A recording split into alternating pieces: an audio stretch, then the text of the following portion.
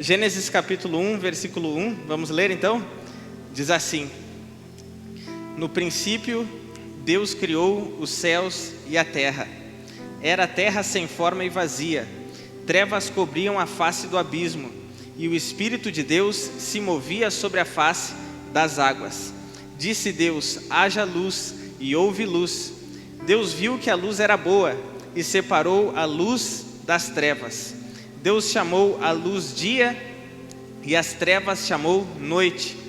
Passaram-se a tarde e a manhã, esse foi o primeiro dia. Amém?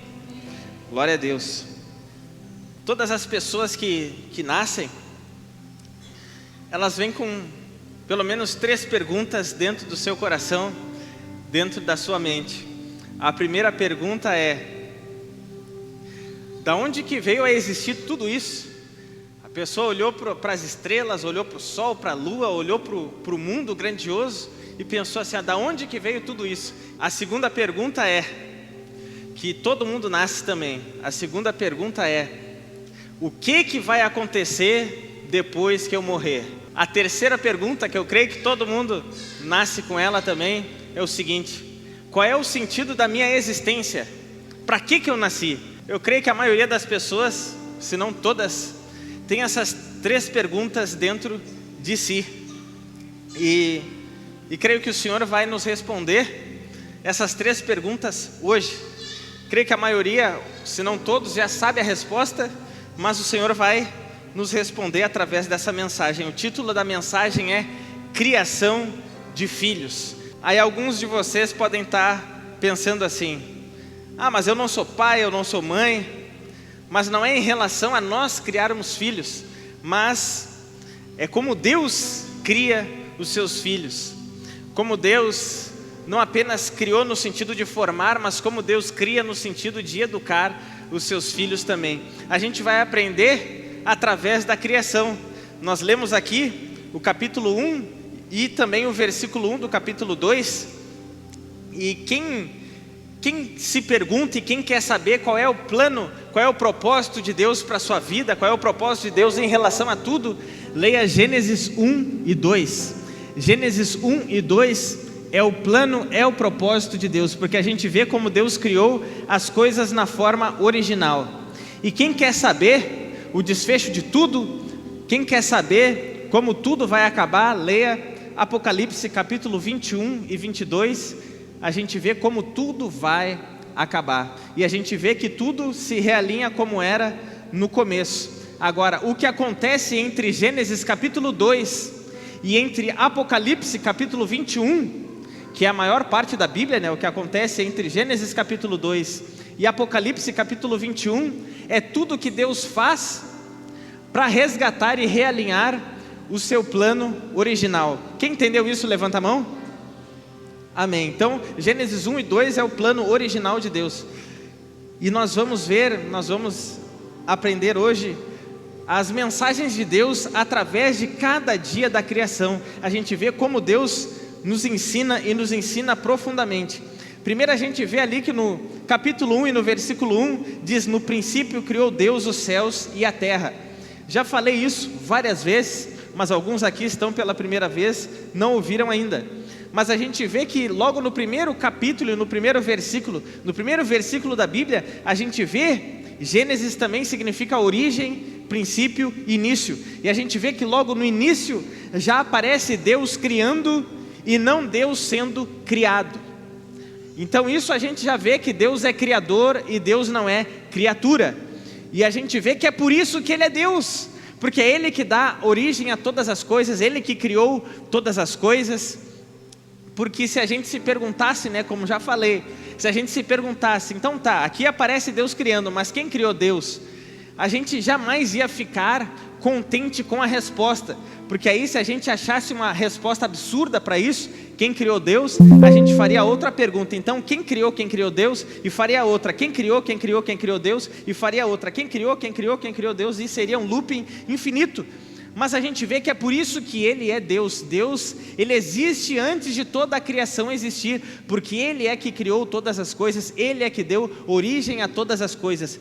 Deus existia mesmo sem existir a primeira molécula de oxigênio, Deus existia sem existir a primeira gota de água, sem existir o primeiro fruto. Então Deus não precisa de comida, Deus não precisa de água, Deus não precisa nem de oxigênio para existir. Deus é autossuficiente, é por isso que Ele é Deus, Deus infinito, Deus criador, Deus soberano, Deus todo-poderoso, enfim, é por isso que Ele é Deus. E a Bíblia, ela não se preocupa em explicar Deus ou explicar a origem de Deus, ela simplesmente trata como se qualquer pessoa racional já pensasse e soubesse que Deus existe, porque a Bíblia mostra em Romanos capítulo 1, que aquilo de Deus que a gente não pode enxergar, as qualidades de Deus que a gente não pode enxergar, a Bíblia diz que a gente vê claramente através das coisas criadas. Quando a gente olha para o universo e a gente vê como ele parece ser infinito, a gente vê que Deus é infinito. Quando a gente olha para a grandeza do planeta Terra,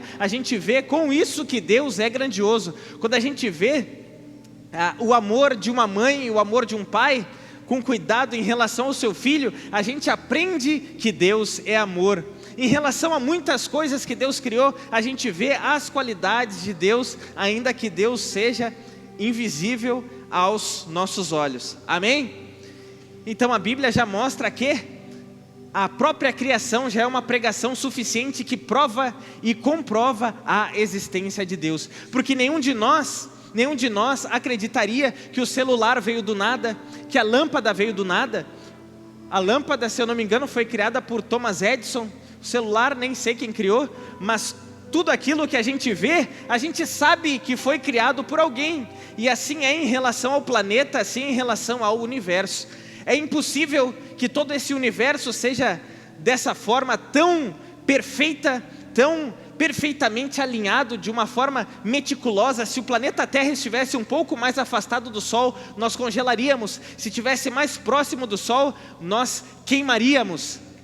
Então tudo no universo foi criado de uma forma muito perfeita. Se a gente acreditar que tudo isso se criou sozinho, sem ninguém dar origem e sem ninguém criar, é como se eu pegasse um balde aqui cheio de letras, despejasse aqui no chão, e a gente acreditasse que só das letras caírem no chão, sairia uma Bíblia escrita, ou sairia uma enciclopédia. Ou seja, é impossível, precisa de alguém organizar as coisas. Entenderam isso, sim ou não? Já comecei com sim ou não. Mas enfim, é impossível que tudo isso seja tão perfeito sem ter um Criador. Então Deus é Criador, então Deus já existia. E a gente vê que no primeiro dia a Bíblia diz: e Deus disse, haja luz, e houve luz. Eu não vou fazer dessa pregação um artigo científico, porque eu não sou um cientista, embora eu estude muitas coisas e estude muito, mas não sou um cientista.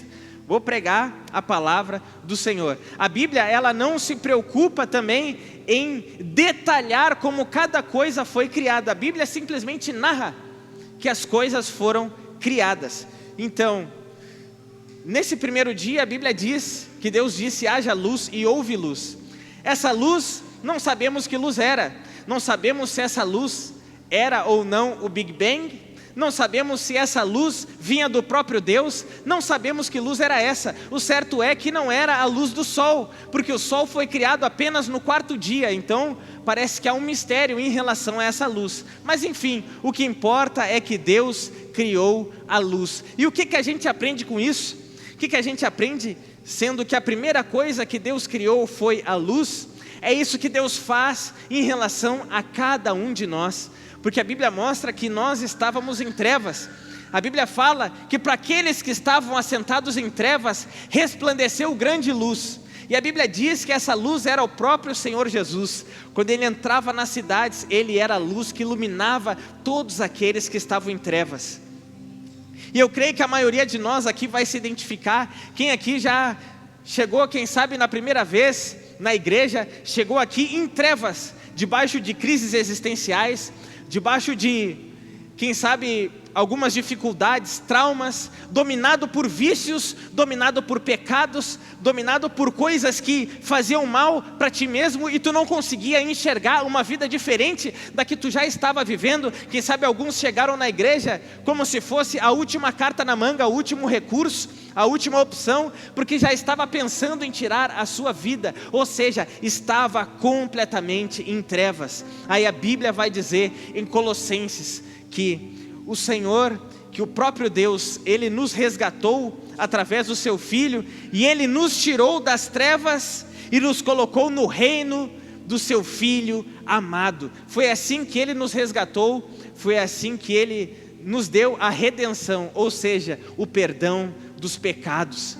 Deus nos viu lá naquela escuridão, Deus nos viu lá naquele quarto escuro, Deus nos viu quando a gente estava lá no meio daquela festa tentando afogar as nossas mágoas, tentando esparecer, sendo que a gente não tinha um sentido para a nossa própria existência. Deus nos viu e Ele nos amou, não foi quando a gente pisou a primeira vez na igreja, mas Deus nos amou quando a gente estava lá em trevas, lá na escuridão, duvidando dEle, maldizendo a vida, falando mal dos outros. Deus nos amou lá quando a gente estava mergulhado no pecado, e Ele chegou como a luz na nossa vida.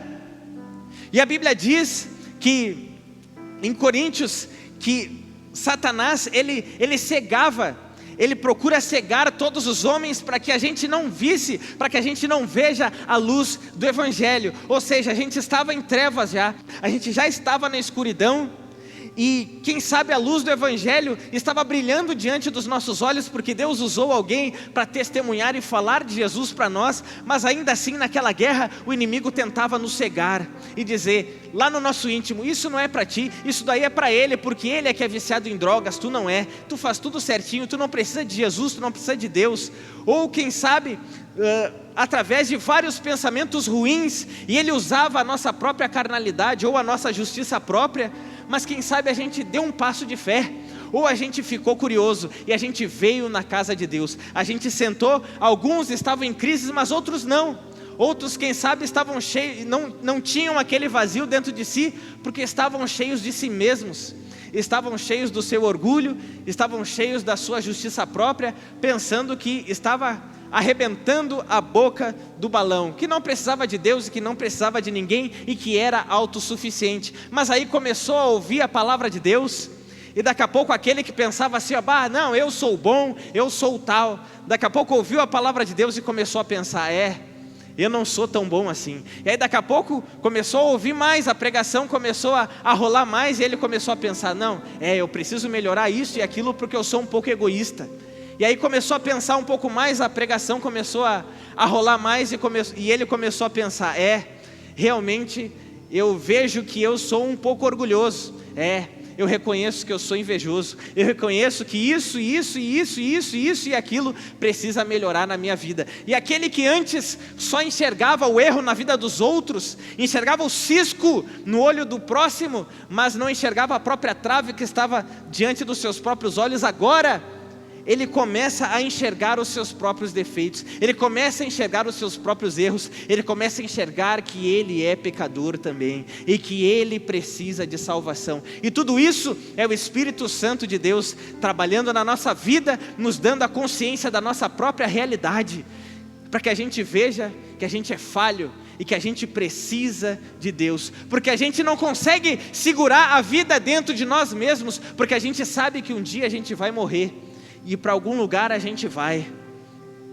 E aí a pregação nos confrontou, mas a pregação também nos consola e nos conforta, dizendo: tem perdão para ti, a tua vida pode ser diferente, há uma esperança, há uma viva esperança de vida eterna, e essa esperança vem através de Jesus Cristo. Quem aqui foi iluminado através da palavra de Deus? Levanta a mão. Quem foi iluminado pela palavra de Deus? Levanta a mão quem um dia estava sem esperança, e de repente a palavra de Deus veio como um facho, como um farol na tua vida, e tu pôde enxergar uma vida totalmente diferente.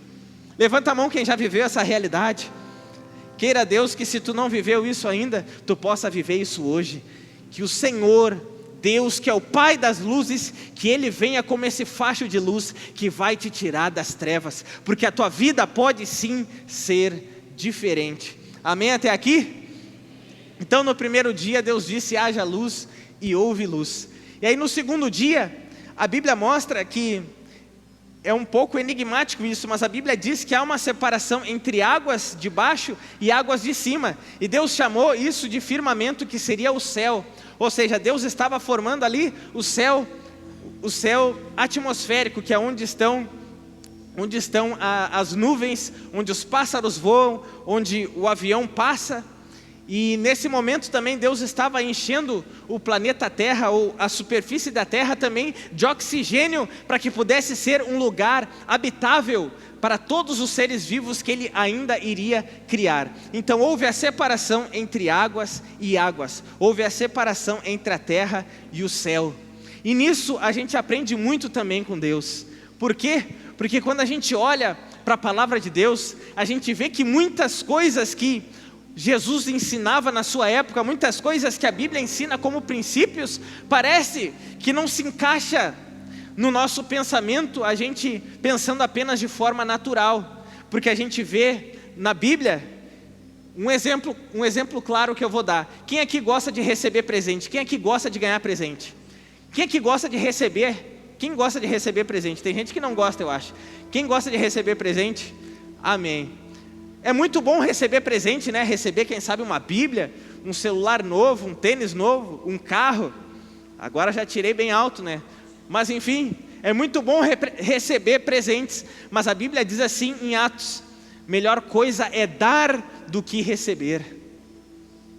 E a Bíblia diz assim, ó, ainda em Eclesiastes, dizendo assim, ó: reparte o que tu tem com 7 ou ainda com 8.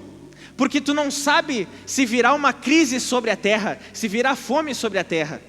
Mas aí a gente para pensar assim, ó, tá, mas se vai vir uma fome, o que eu tenho que fazer é estocar e não sair repartindo. Entenderam isso, sim ou não? Na nossa matemática a gente se protege estocando e não dividindo. Mas a palavra de Deus diz: reparte com 7 ou ainda com 8, porque tu não sabe se virá fome sobre a terra. E o que isso parece que não faz sentido na nossa matemática racional, mas isso é um princípio bíblico. Se tu quer te proteger, não fique estocando e acumulando, mas se tu quer te proteger, semeia na vida do outro, seja generoso. Reparte o que tu tem com o outro, porque quando tu semeia na vida do outro, tu está semeando no reino de Deus, e é certeza que quando tu precisar, Deus não vai te deixar na mão. Deus vai levantar alguém para que alguém te ajude, se assim tu semear, ajuda. Entenderam isso, sim ou não? Mas para nós, pensando apenas de uma forma racional, não faz sentido. Jesus falou: bem-aventurado, ou seja, mais do que feliz, são os que choram. Mas para nós parece que mais do que feliz é aquele que ri. Mas Jesus diz: mais do que feliz, bem-aventurado é aquele que chora, porque serão consolados. Não faz sentido, né? Estão entendendo isso, sim ou não? Para nós, de uma forma racional, não faz sentido. Mas é porque a mentalidade que o Senhor quer colocar nos seus filhos é uma mentalidade não apenas terrena, mas é uma mentalidade celestial. Porque há uma diferença da maneira como os homens simplesmente terrenos pensam, mas como também aqueles que são filhos de Deus pensam. Há uma diferença. Porque a Bíblia mostra em 1 Coríntios que aqueles que são filhos de Deus, eles não são apenas homens naturais, mas são espirituais. E esses que são espirituais, eles têm a mente de Cristo. O que o Senhor quer é nos dar uma mentalidade celestial, uma mentalidade do reino. Deus não quer que a gente pense apenas como pessoas da terra, mas Deus quer que a gente pense como pessoas que um dia habitarão as mansões celestiais. Deus quer nos dar uma mentalidade celestial. Deus quer nos dar a mente de Cristo. E a gente precisa disso, porque na terra, quando uma pessoa me fere, a vontade, o pensamento dos homens apenas terrenos é se vingar. Mas Jesus falou: se alguém te ferir de um lado da face, dê a outra face. O homem natural pensa: isso não faz sentido. Mas agora aquele que é filho, por mais que seja difícil, ele vai praticar isso. Aquele que é apenas natural, ele ama quem ele acha que merece o seu amor. Ele ama os parentes, ele ama os amigos, mas ele não ama os inimigos. Mas Jesus disse assim, ó: amar quem te ama é muito fácil. Se tu quer ser meu discípulo, se tu quer ser filho de Deus, ame os teus inimigos e ore por aqueles que te perseguem. E não é orar assim, ó, Senhor, fulmina o fulano que está falando mal de mim, fulmina o fulano que está me perseguindo. Não, não é essa a oração, mas a oração para que venha a bênção, para que venha a salvação, para que aquela pessoa tenha um encontro com o Senhor e que a bênção do Senhor alcance ela. Entenderam isso, sim ou não? O Senhor quer te dar uma mentalidade de filho de Deus.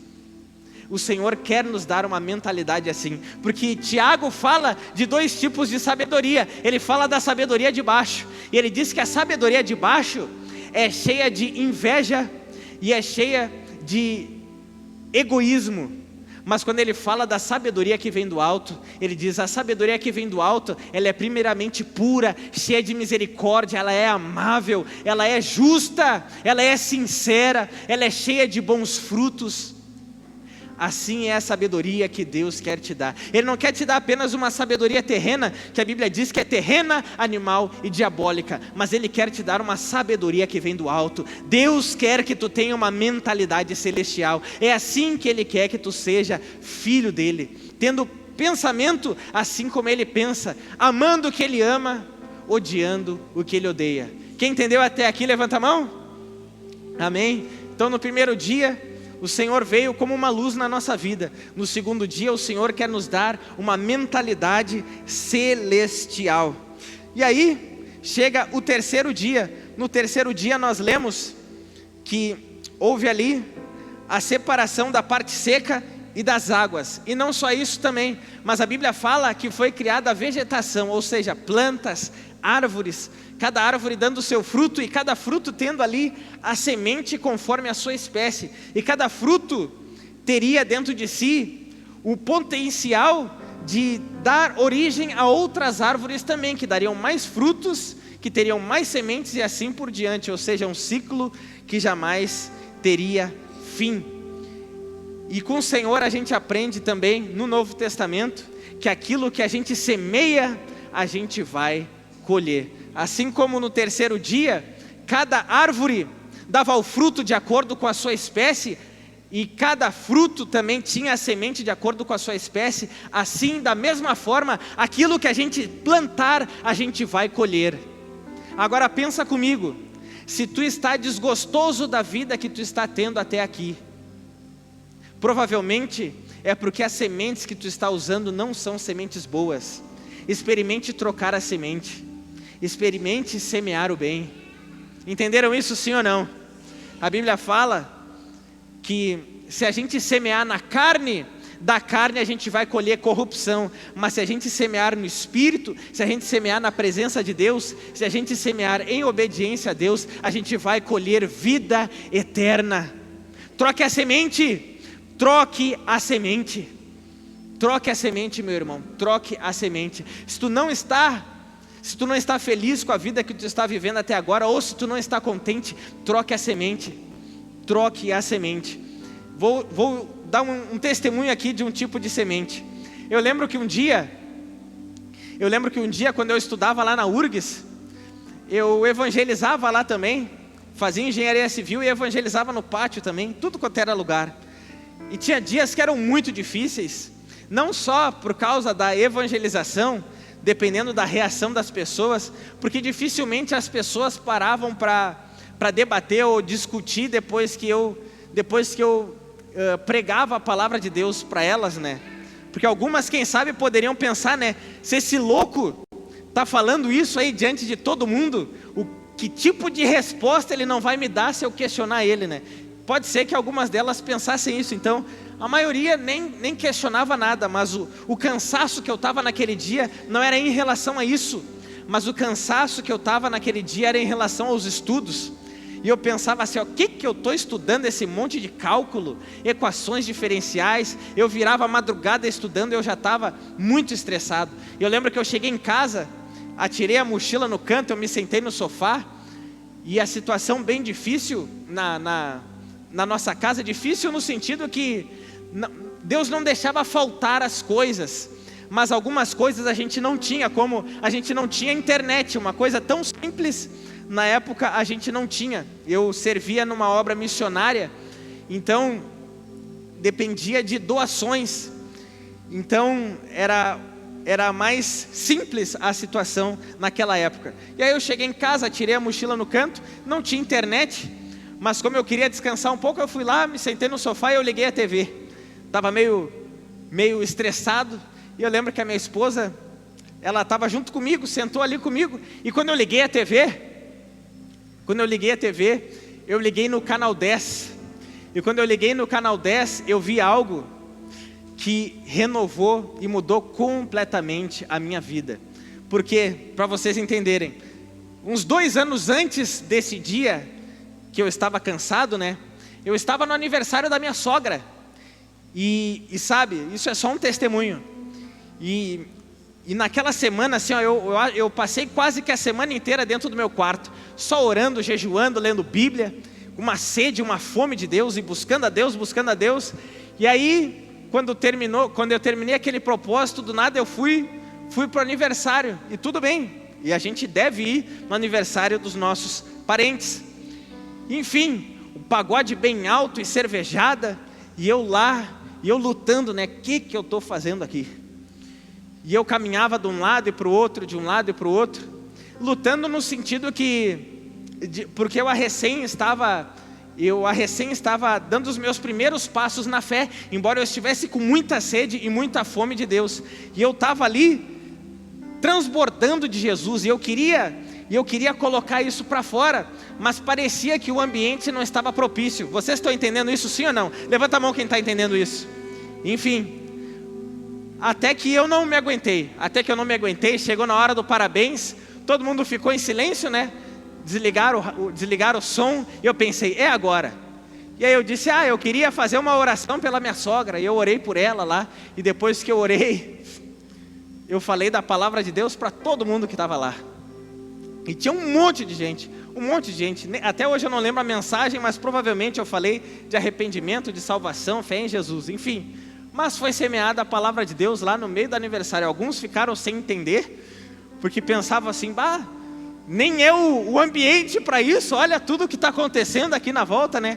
Mas enfim, e eu lembro que tinha um homem que estava sentado numa mesa assim, ó, com um latão lá, e ele dava risada, né? Enquanto eu estava falando da palavra de Deus, né? Mas enfim, agora, indo lá para outra parte do filme, 2 anos depois, cheguei em casa cansado da URGS, atirei a mochila ali, liguei no canal 10, estava lá dando o show da fé, e aí quando eu olhei o show da fé, estava aquela parte que dizia assim, ó, missionário, e era a cartinha lá que a pessoa enviava do testemunho, né? Quem já viu isso, levanta a mão. E quando eu comecei a olhar, eu comecei a chorar. Por que eu comecei a chorar? Porque aquele homem que estava lá sentado na mesa, dando risada com um latão na mão, ele estava na televisão, e a mãe dele estava dando testemunho da conversão dele, dizendo, ele é um outro homem.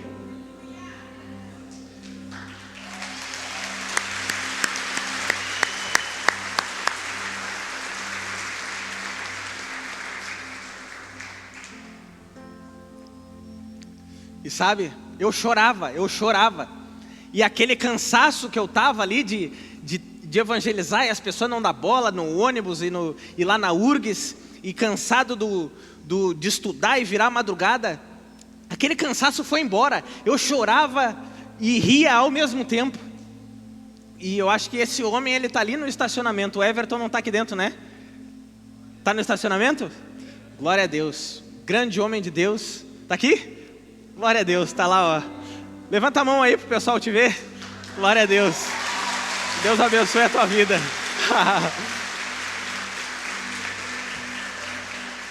Everton, tu não faz ideia de como a tua vida me renovou naquele dia. Tu é um grande homem de Deus, admiro muito a tua vida, a tua família. E a tua vida me renovou naquele dia, porque naquele dia eu chorava e Deus falava o tempo todo para mim, repetindo. Aquele que leva a preciosa semente chorando, cansado, ele volta com alegria trazendo os seus feixes. Semeia a palavra de Deus, mesmo que para ti pareça assim, ó, mas esse solo, esse ambiente, esse lugar não é tão propício. Semeia, vale a pena. Tu não tem ideia do que Deus pode fazer. Tu não tem ideia do que Deus pode fazer através de uma semente. Deus pode resgatar uma vida, uma família. Quem sabe eu poderia até nem encontrá-lo, nem vê-lo, mas a vida dele estaria transformada. Tem coisas que a gente não vai ver aqui o resultado, mas lá naquele grande dia a gente verá. Eu tenho certeza absoluta que muitas pessoas que eu só vi no trem, no ônibus, semeando a palavra de Deus lá na URGS, que nessa terra talvez eu nunca mais veja, mas eu tenho certeza absoluta que quando eu chegar lá naquele grande dia, muitas dessas pessoas estarão lá, porque vale a pena semear a palavra de Deus, vale a pena. Se tu está descontente com a vida que tu está vivendo, troque a semente, semeie a palavra. Vale a pena, semeie para a vida eterna, semeie no Espírito e tenha uma vida diferente. Deus vai te encher de alegria. Então, no primeiro dia o Senhor veio como uma luz na nossa vida. No segundo, o Senhor quer nos dar uma mentalidade celestial. No terceiro, troque a semente, plante sementes boas. E agora, quando chega ao quarto dia, foram criados luminares, sol, lua e estrelas. E olha que coisa interessante, o sol é como se fosse uma metáfora na criação, falando da santidade de Deus. Quando a gente olha para a Bíblia, lá em Apocalipse, quando João ele tem uma visão de Cristo glorificado, ele diz: o seu rosto era como o sol. Quando Saulo ele tem um encontro com Jesus na estrada de Damasco, em Atos capítulo 9, ele diz que aquela luz que cercou ele, que era o próprio Senhor Jesus que estava diante dele, era uma luz tão forte, mas tão forte, que era mais forte do que a luz do sol ao meio-dia. Quando encerra o Antigo Testamento em Malaquias encerra com uma profecia falando: alguns vão se perder e vão perecer, mas para vós outros nascerá o sol da justiça, trazendo salvação nas suas asas. E ele estava falando do Salvador, que era Cristo. Então o sol é uma metáfora falando da santidade de Deus, da santidade de Cristo. E vê que a gente não consegue ficar olhando para o sol, né? A gente não consegue. Quem é que consegue ficar olhando para o sol a olho nu? Não consegue, né? Da mesma forma, a gente não consegue ver Deus. A Bíblia diz no Antigo Testamento que não há quem veja Deus que permaneça vivo depois para contar a história. Então, porque Ele é muito santo, então o sol representa a luz que vem do próprio Deus, e Ele é o Pai das luzes. A lua é uma metáfora falando da igreja, porque quando Cristo subiu aos céus, Ele deixou a igreja para iluminar o mundo que estava em trevas. Então muitas vezes onde há falta de amor, a igreja é a resposta em amor. E a lua é o astro que mais ilumina o planeta enquanto está de noite. Mas vê que a lua não tem uma luz própria, mas ela reflete a luz do sol. Da mesma forma, a igreja ela não tem luz própria, mas ela reflete a luz de Cristo. E as estrelas que são tão pequenas e muitas vezes estão separadas, essas estrelas representam cada um de nós na nossa individualidade. Porque Paulo escreve em Filipenses dizendo que nós precisamos resplandecer como os luzeiros no céu, como as estrelas do céu. Então assim como as estrelas estão separadas, cada uma num lugar iluminando uma parte do universo, assim somos nós. Cada um de nós precisa iluminar um lugar. É tu que é luz do mundo e sal da terra na tua escola. Não sou eu o missionário que Deus vai usar na tua escola, mas é tu, jovem. Não sou eu o missionário que Deus quer usar na faculdade, a não ser que Deus queira me enviar novamente, mas é tu que Deus quer usar naquela faculdade. Não sou eu que vou colocar o pé na tua empresa e pregar para o teu chefe, para os teus colegas, mas tu é o missionário lá. Então, se alguns ambientes que tu está, na tua casa, na tua escola, na tua faculdade ou no teu trabalho, às vezes parece que não está tudo bem e tu não está contente lá, pense comigo, reflita: será que tu está sendo o missionário naquele lugar que Deus gostaria que tu fosse? Será que tu está iluminando aquele lugar da maneira que Deus gostaria que tu iluminasse para transformar aquele lugar? Homem de Deus cuja esposa ainda não se converteu, ou os filhos ainda não se converteram, tu que é o missionário que está mais próximo da tua esposa para evangelizar ela. Mulher de Deus, tu que está orando pelo teu marido, e quem sabe o teu marido não te acompanha nos cultos, tu é a missionária mais perto dele para ganhar o coração dele para Cristo. Seja luz do mundo e sal da terra na vida das pessoas que estiverem ao teu redor. Não reclame do lugar onde tu está, mas seja uma fonte de transformação no lugar onde tu está, porque assim é o Filho de Deus. Jesus passou por essa terra e essa terra nunca mais foi a mesma, tanto que a história foi dividida em dois: anos antes de Cristo e depois de Cristo. Que a vida de muitas pessoas sejam diferentes depois de te conhecerem. Deus quer te usar como luz do mundo para alcançar aqueles que estão em trevas. Tem uma frase daquele filme Paulo, Apóstolo de Cristo, que eu nunca esqueço.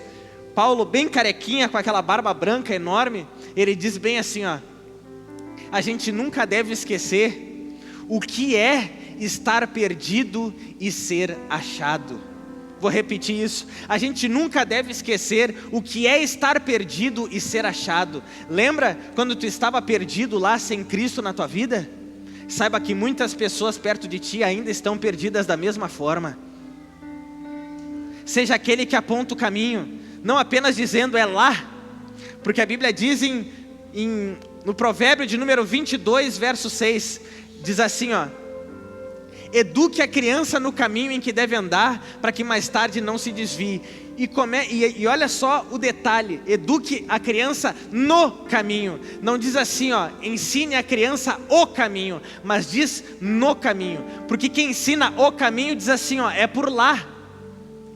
Mas quem ensina no caminho diz, é por aqui.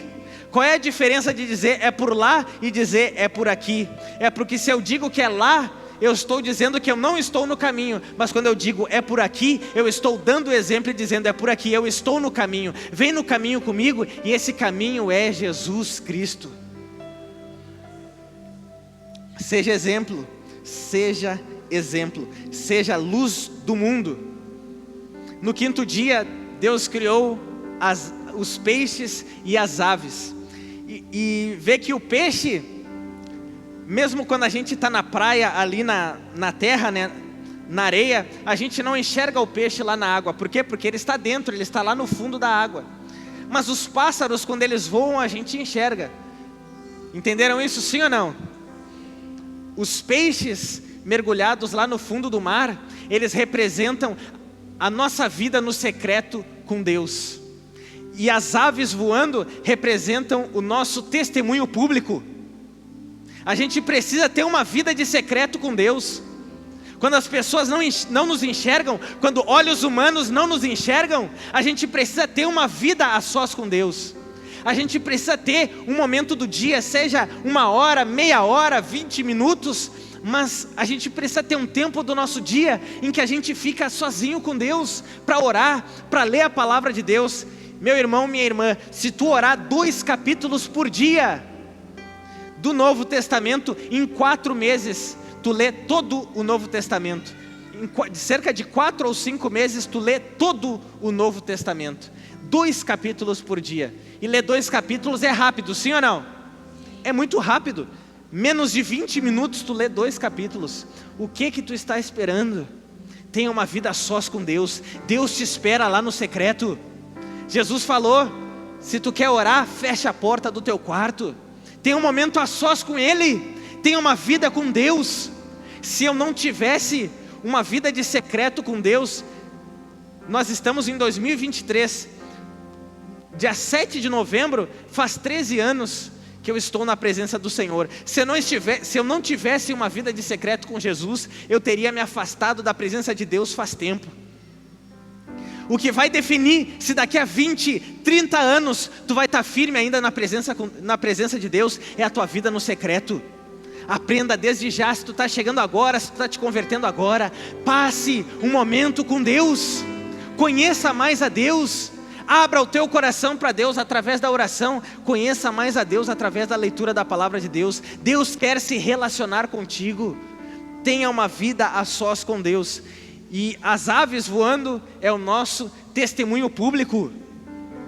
E a gente precisa ter um bom testemunho público. A Bíblia fala em Timóteo que quando Timóteo fosse escolher um obreiro, Paulo escreve para ele bem assim, ó, que um dos atributos é que deveria ter um bom testemunho dos de fora. Ou seja, até as pessoas que não creem em Deus, até as pessoas que não creem em Jesus, precisavam olhar para a vida daquele camarada e dizer bem assim, ó, aquele cara lá é diferente, aquele cara tem uma vida na régua, aquele homem lá é justo.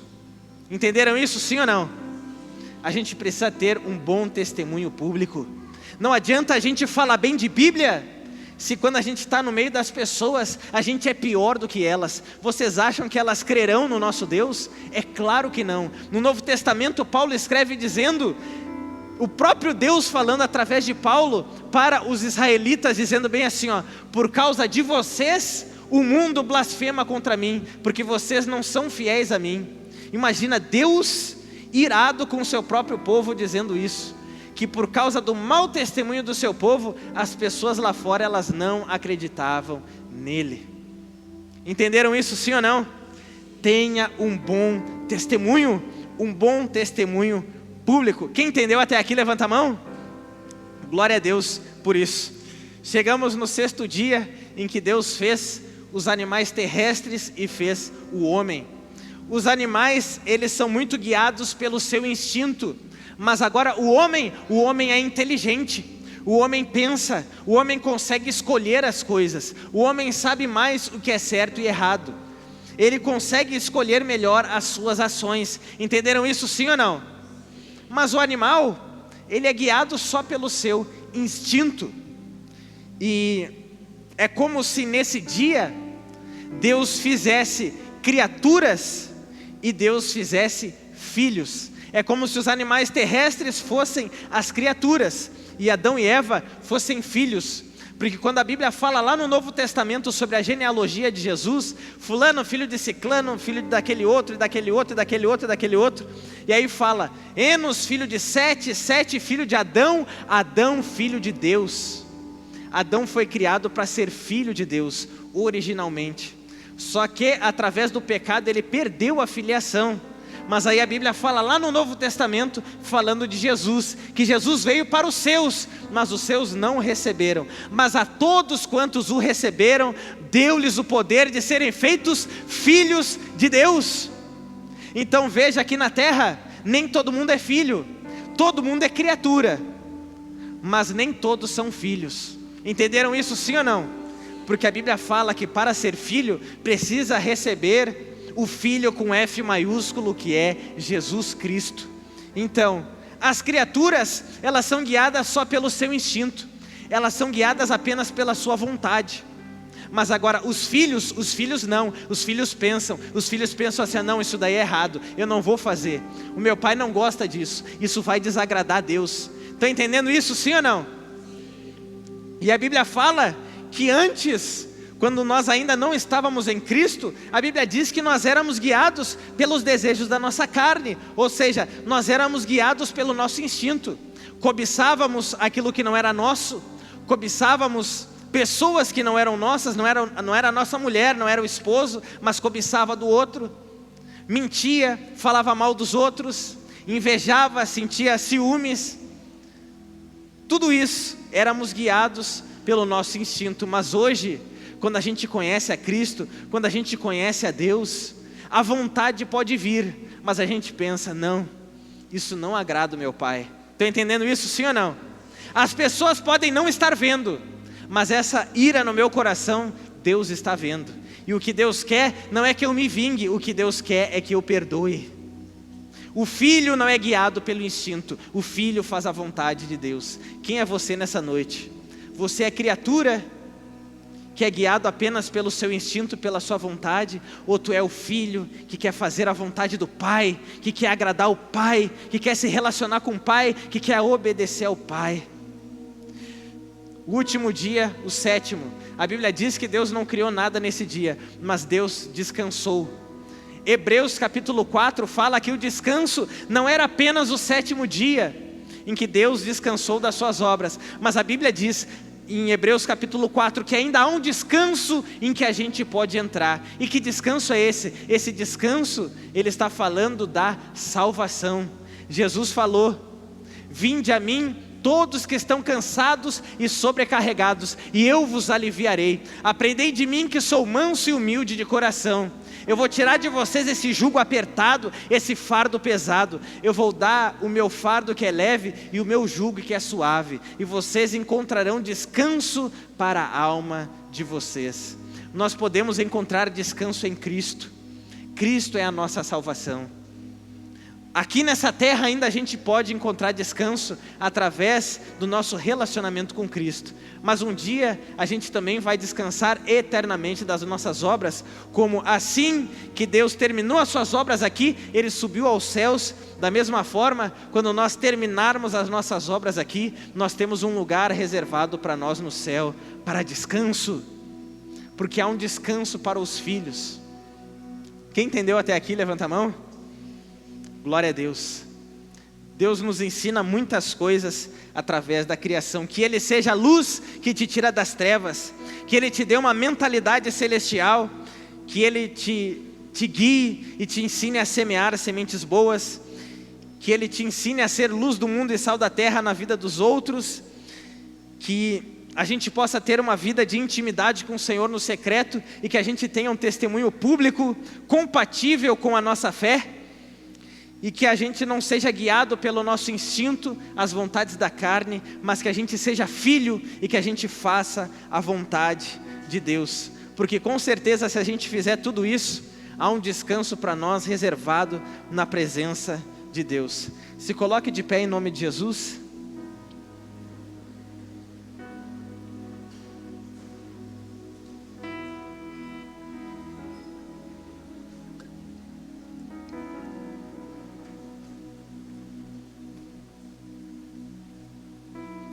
Glória a Deus.